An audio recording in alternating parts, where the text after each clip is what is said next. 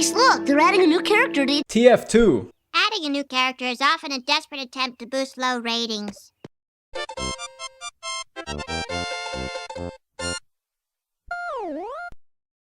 Since the dawn of time, or just as long as TF2 exists, people have wanted new classes in the game. Like the guard dog I just mentioned, or this girl, or the saboteur, or Will Smith, what? Even you probably wish that Valve added a new class, so I think you will be very happy to hear that that's never going to happen. Actually no, why would you be happy about that? I'm sorry. Yes, I'm sorry to bring it to you, but there will never be a 10th class. No, to be honest, this isn't really news to most people, but I just wanted to show you why I think it's never going to happen, how it could happen, if it does happen, and also why you don't even need a 10th class. Are you ready? Here we go! TF2 has been out for 10 years, has been in development for 9 years, and it's based on a mod from 1996. Almost since the very beginning of the series, it has had 9 classes in it. Everything in the game, all levels and game modes and mechanics are balanced around those 9 classes. Okay, it's not as dramatic. Obviously they changed a few things, like removing grenades, which were absolutely essential in the older titles, and they made Medic less of a combat class, but that was only when they switched from TF Classic to TF2. In TF2, however, it's all centered around the 9 classes. For example, maps have certain sidelines so that Sniper isn't overpowered, or have skyboxes so that Soldier and Demo can jump around freely. There's even tons of building spots in maps.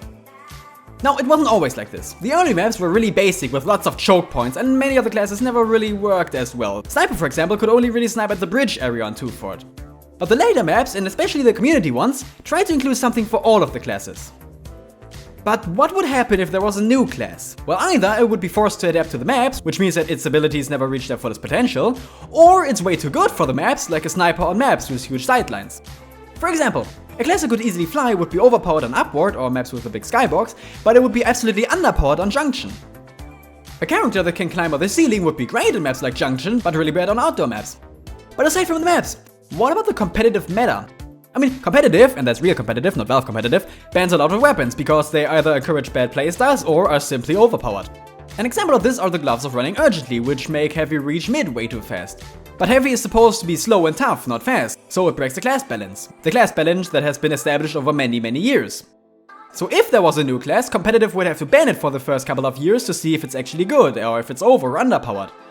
So either it breaks the balance of the game, or it is broken by it. But not even the balance works as intended, because certain classes just aren't as great already. There's a reason for why Valve had this contest asking whether Pyro or Heavy should get an update first, because those classes are pretty underpowered.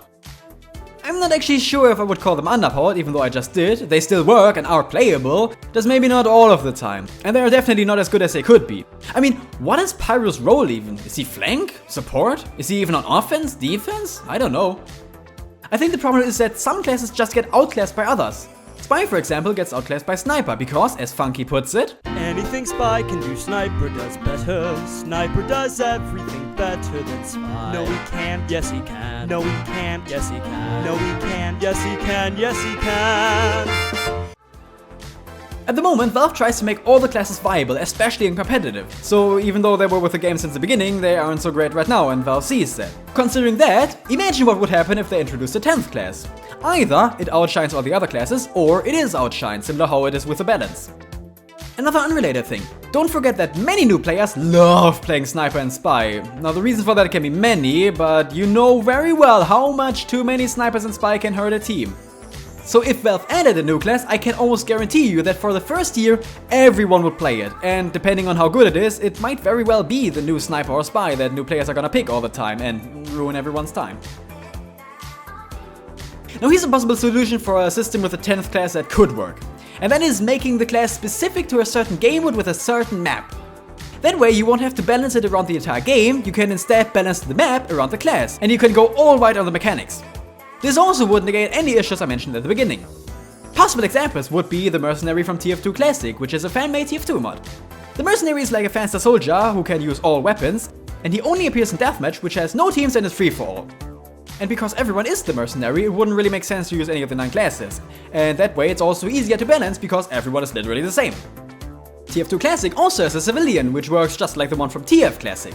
The Civilian can't use any weapons except his umbrella. He's a very slow and very weak class and only appears in hunted game modes. Which is similar to Payload, but instead of a card, Blue has to protect and escort the Civilian to a safe place and not get him killed in the process. The civilian would also be really easy to balance because he mostly does nothing and dies in one shot, so that's easy.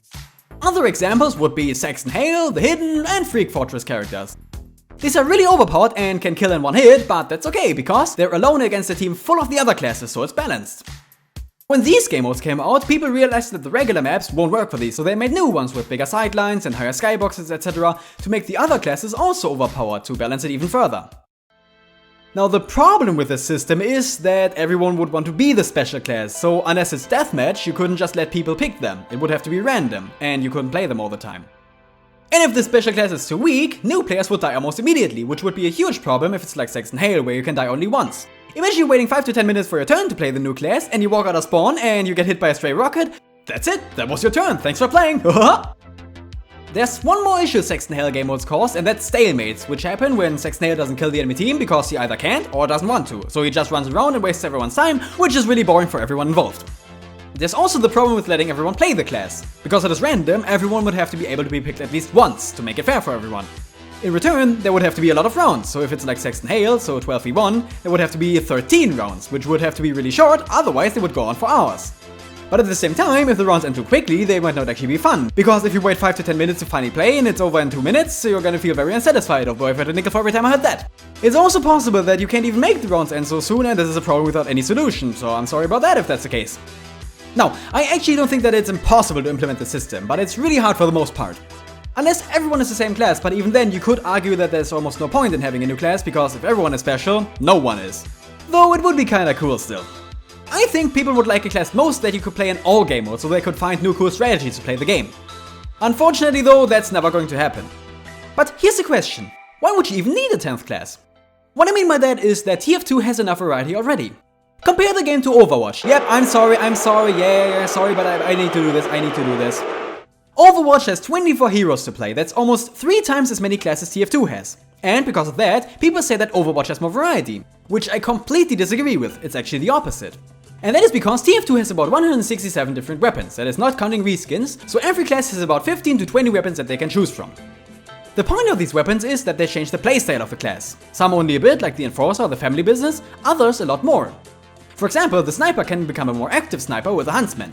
Soldiers can either rocket jump more using the gunboats or support the team using the banners. Demo can turn into a fast Demo Knight, and NG can turn into a Battle NG with the Mini-Sentries. One of the best examples for this I think is Medic, because Medic has 4 miniguns which each change the way he plays drastically.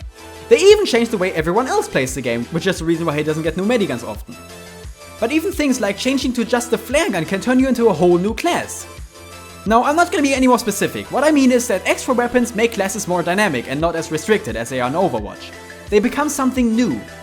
And here's the thing, there has always been a 10th class, and an 11th class, and 12th, and 13th class, etc. You just didn't notice it because Valve didn't add a new class, they added new weapons.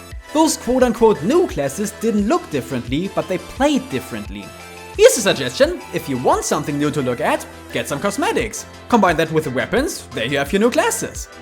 For example, you can turn your Sniper into Hanzo, or your Demoman into a Dark Souls. You can even turn your Scout into Richard from Hotline Miami.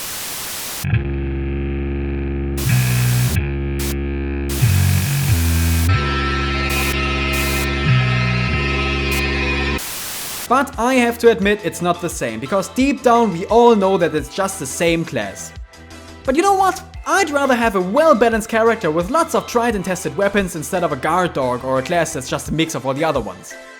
Perhaps one day Valve will add the Mercenary or Mispawning or Saxon Hale, and I will be all over that. But until then, I guess we'll have to stick with the same old, boring, reliable, balanced classes with dozens of weapons to choose from at any given time. In the meantime, however, this is where I get off. Thank you very much for watching. Please tell me in the comments what you think about all of this and whether you agree or disagree, which probably the majority of you do. Anyway, have a very wonderful day and goodbye.